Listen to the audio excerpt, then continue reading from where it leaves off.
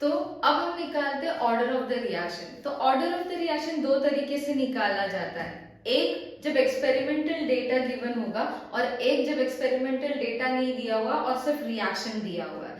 इस केस में हम ऑर्डर निकालेंगे, बट यहाँ पर हमें इस रिएक्शंस का कुछ एक्सपेरिमेंटल डेटा गिवन है, तो हम इसका ऑर्डर कैसे निकालते हैं। तो जब भी इस ऐसे एक्सपेरिमेंटल डेटा गिवन हो और ऑर्डर निकालने के लिए पूछा जाए तो हमेशा रेशियोज लो रेट्स के। तो इस इक्वेशन में अब मैं क्या करती हूँ, फर्स्ट एक्सपेरिमेंट का रेट लेती हूँ, रेशियो लेती हूँ first experiment is to second experiment का rate. Rate constant, concentration of NO raised to X, concentration of Cl2 raised to Y. Similarly, second rate का concentration of NO raised to X, concentration of Cl2 raised to Y। ऐसे करके आप दोनों experimental data के ratios ले लोगे और अब हम वैल्यू सब्स्टिट्यूट करते हैं। तो रेट 1 क्या है, और first rate of first experiment is 0.18, rate of second experiment is 0.36 equal to, अब कांस्टेंट तो कांस्टेंट है इसीलिए हम लोग कैंसिल किया। Now concentration of NO in first experiment 0.10 and concentration of NO in second experiment is 0.10। अब power x है इसलिए एक साथ x लिख दिया। सिमिलरली अब क्लोरीन का रहता है, क्लोरीन का कंसंट्रेशन कितना दिया इन first experiment 0.10 and in second experiment chlorine का कंसंट्रेशन दिया है 0.20। अब इस यहाँ पर अगर आप देखोगे ये कैंसिल हो गया, 1 raised to any number will be 1, सो ये आ गया हमारा therefore 0.18 upon 0.36 is equal to 0.10 upon 0.20 raised to 1। तो जब भी अगर ऐसी वैल्यूज आए डेसिमल में तो ट्राई करना इसको होल नंबर में कन्वर्ट करना है। तो अगर आप डेसिमल को टूवर्ड्स राइट शिफ्ट करते हो तो पावर में नेगेटिव लगाना, ओके। सो अगर मैं इस डेसिमल को राइट शिफ्ट कर रही हूँ कितनी बार, 2 बार, इसीलिए इसे लिखूंगी 18 into 10 raised to -2 upon 36 into 10 raised to -2। Similarly, 1 into 10 raised to -2 upon 2 into 10 raised to -2 raised to 1।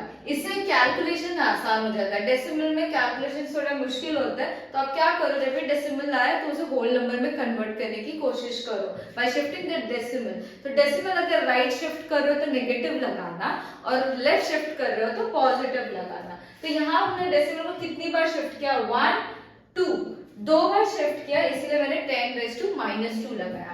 इससे कैलकुलेशन मेरा आसान हो गया। देखो तो अब मुझे मिला 1/36 जो कि आसान नंबर है। 1/36 को जब आप सॉल्व करते हो तो आ जाएगा 1/2 इज इक्वल टू यहाँ पे भी 1/2 raised to 1। तो अब आप देखो बेस सेम है, तो अगर हमेशा याद रखना ऑर्डर निकालने के लिए बेस को इक्वेट करना, तभी ही ऑर्डर की वैल्यू आएगी। तो यहाँ पर y की वैल्यू क्या हो जाएगी 1, देयरफॉर y की वैल्यू यहाँ पर आई 1, ओके। तो इस तरीके से अब मुझे x की वैल्यू भी निकालनी है। तो अगर आपको x की वैल्यू निकालनी है तो अब आप क्या करोगे, अब आप रेशियो लोगे रेट 1 अपॉन रेट 3, ओके। ये ले लो और वैल्यूज डाल दो। अब एक्सपेरिमेंट 1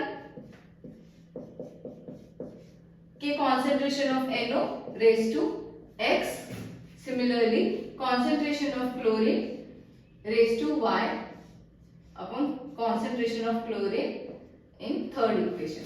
अब फर्स्ट और थर्ड एक्सपेरिमेंट डेटा के इंफॉर्मेशन को हम यूज करेंगे। तो फर्स्ट एक्सपेरिमेंट का रेट क्या था 0.18, थर्ड एक्सपेरिमेंट का रेट क्या वैल्यू था 1.44, कांस्टेंट कैंसिल हो जाएगा, ओके।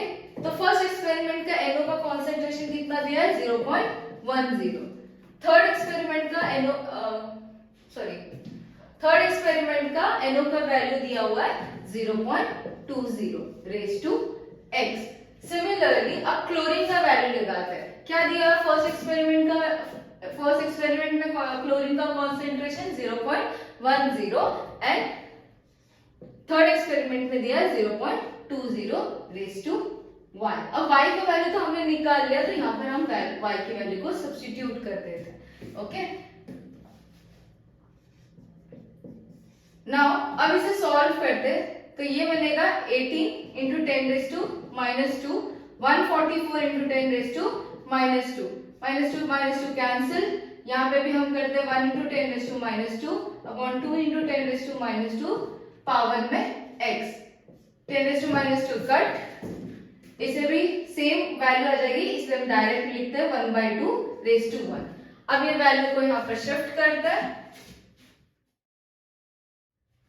ओके, अब हम इसे स्टार्ट, अभी हम इस नंबर को यहाँ पर मल्टीप्लाई कर देते हैं, 18 into 2 upon 144 is equal to 1/2 raise to x। Now this leads to 136 upon 144 is equal to 1/2 raise to x। तो जब हम इसके वैल्यू निकालते हैं 1/x, तो this 1/2 raise to 2, 1/2 raise to x। Now अब यहाँ पर बेस सेम हो गया, पावर इक्वेट हो गया, देयरफॉर यहाँ पर x की वैल्यू जो हुई वो हो गई 2। तो इस रिएक्शन का जब रेट लिखना है, तो रेट लिखते वक्त हम करते हैं rate will be equal to constant concentration of NO। अब NO को कौन सा वैल्यू दिया था x, तो x की वैल्यू हमने कितनी निकाली 2, तो यहाँ पर लिखेंगे 2।